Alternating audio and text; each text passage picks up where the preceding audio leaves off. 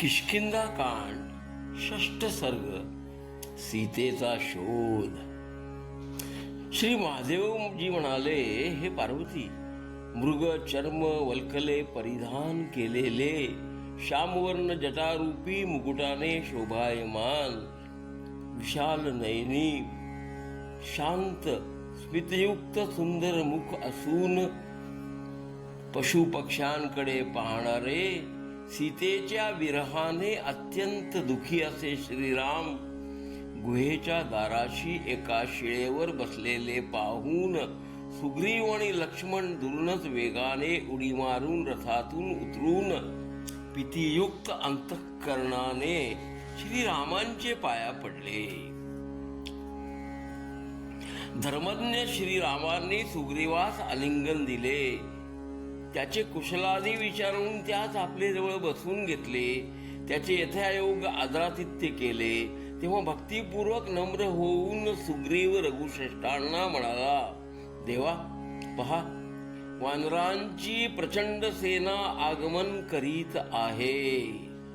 कुलाचल पर्वतावर जन्मला आलेले देहाने मेरू किंवा मंदर पर्वतासारखे असणारे, नाना बेटे नद्या आणि पर्वतावर राहणारे असे असंख्य वानर येत आहेत। ते सर्व देवी अंशापासूनच उत्पन्न झालेले असून स्वतःच्या इच्छाप्रमाणे रूप धारण करणारे इच्छाधारी,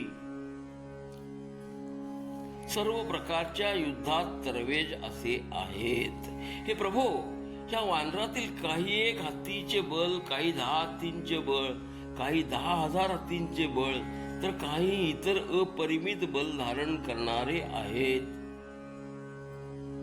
कित्येकांची कांती ही काजळाच्या पर्वताप्रमाणे, काही सुवर्णासम पिवळे, काहींचे मुख तांबड्या रंगाचे आणि काही तर वानरांचे केस अति लांब आहेत। काही वानर शुभ्र स्फटिकाप्रमाणे दिसतात, तर काही राक्षसाप्रमाणे।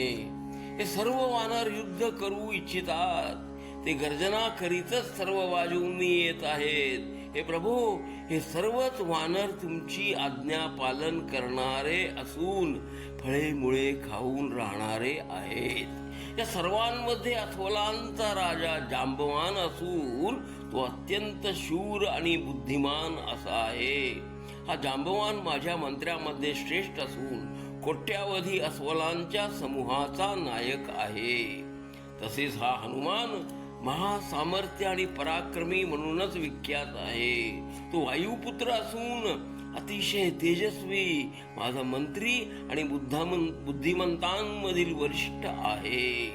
याखेरीज माझ्या वानर सैन्यात नल नील गवय गवाक्ष गंधमादन शरभ मैंदव गज पनस पाली मुख वली मुख दधीमुख सुषेण तार, तसेच हनुमानाचा पिता असणारा बलवान महासामर्थ्य संपन्न केसरी हे सर्व आहेत। हे रामा, हे माझ्या सैन्यातील प्रमुख वानर मी तुम्हा सांगितले।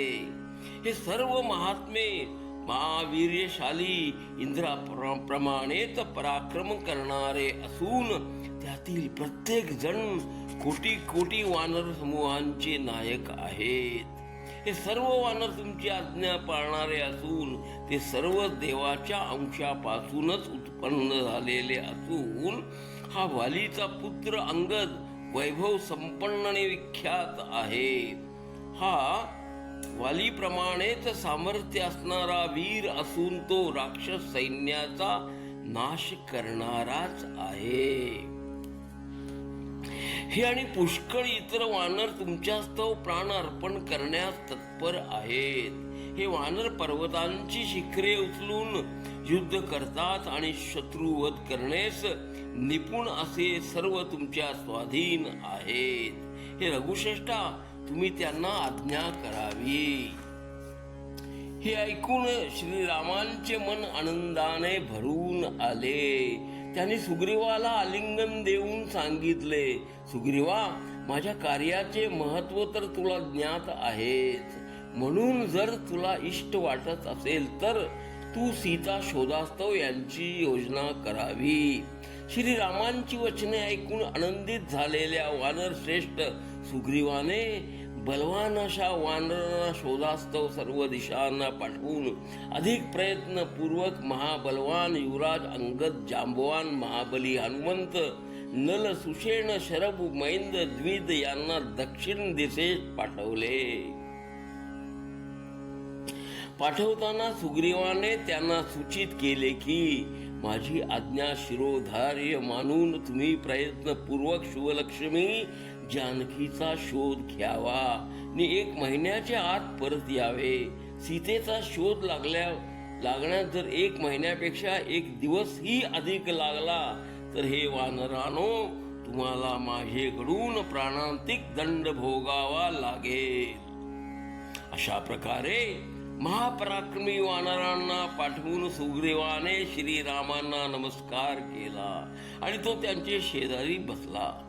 हनुमंत निघाल्याचे पाहून श्रीराम त्यास म्हणाले, हे वानर श्रेष्ठा, ओळख पटण्यासाठी म्हणून माझ्या नावाच्या अक्षरांची अंकित ही अंगठी तू सीतेस एकांती द्यावीस.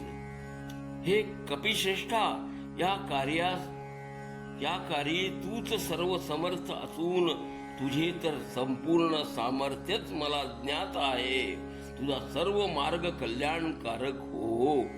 अशा प्रकारे वानरराज सुग्रीवाने सीतेच्या शोधास्तव पाठवलेले वानर सर्वत्र भ्रमण करू लागले.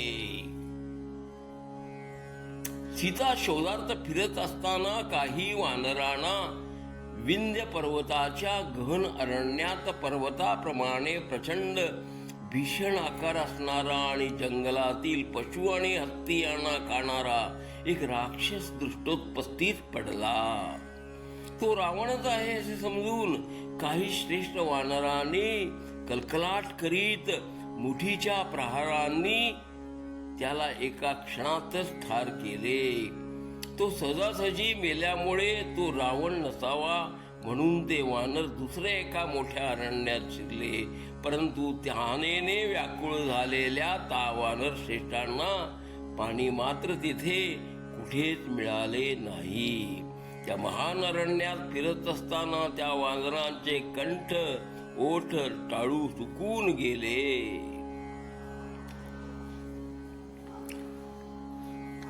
सर्ग 7 सर्ग 6 पुढे चालू. घ्या श्रवणानंद. हरि ओम तत्सत.